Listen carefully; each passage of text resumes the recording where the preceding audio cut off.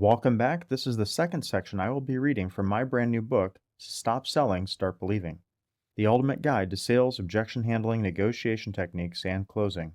Today I will be reading you another excerpt, one that is very near and dear to my heart: The Power of Now. The power of now is one of the most important skills in sales that you can focus on right now. Have you ever noticed that there is always a salesperson who sells more customers more quickly, more consistently, and seemingly more effortlessly than everyone else in your office?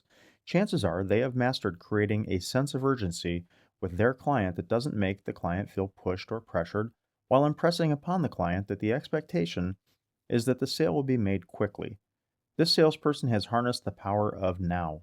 If you can harness this almost magical power for yourself, your sales will come faster and easier than you have experienced up to this point in your career. And keep capitalizing now, regardless of what my spell checkers and proofreaders think. I've done this to focus on the fact that now is one of the single most important times in any sales presentation. Your customers will often try to delay making a decision. Their power lies in soon or someday or even never. Your power lies in now, as in right here, right now. Let's get this done and move forward. When you go into a restaurant, when do you want to eat?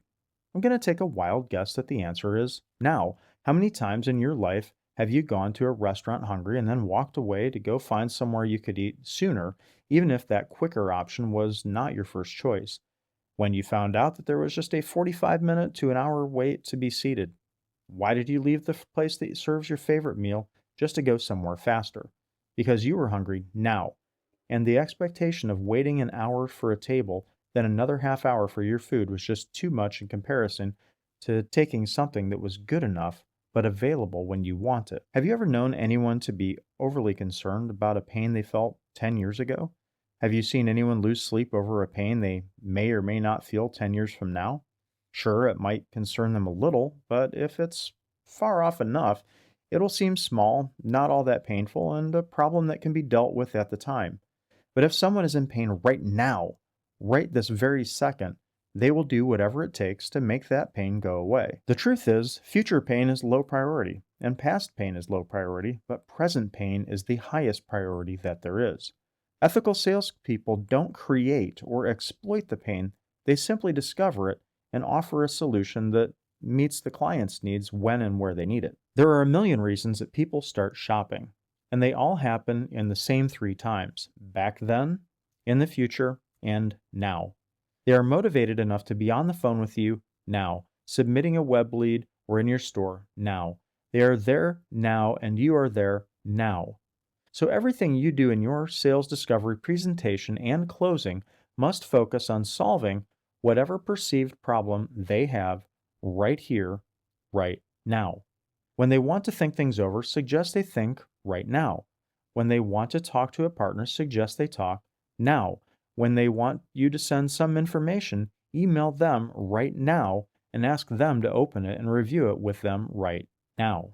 What happens when your customer gets his wish and you let him move on to later? Your customer hit you with that dreaded "not now," followed by some variation of "I have to think about it, pray about it, talk to my wife, and ask my dog. Besides, I was just shopping today and didn't bring my wallet and was never planning on buying anything anyways."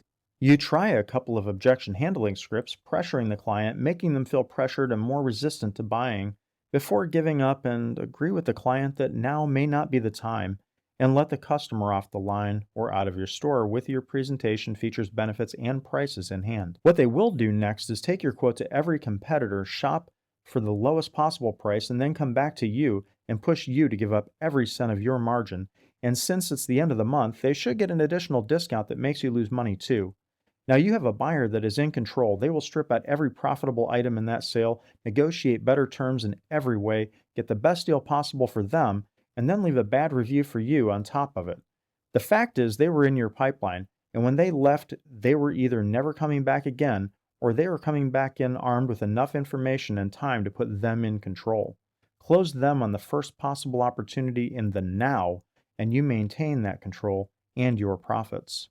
You should not push people into things that are not in their best interest. You should not confuse, manipulate, or bully them, but you should present a solid reason that you are a believer that the best time for them to do business with you is right here and right now.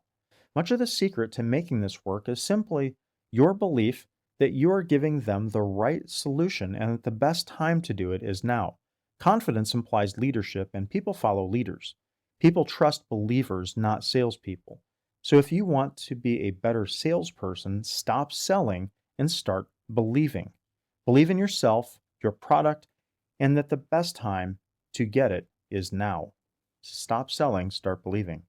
The Ultimate Guide to Sales, Objection Handling, Negotiation Techniques, and Closing. Available wherever books are sold January 1st, 2024. Pre-order on Amazon today for only $9.95 and it will be delivered to your Kindle January 1st.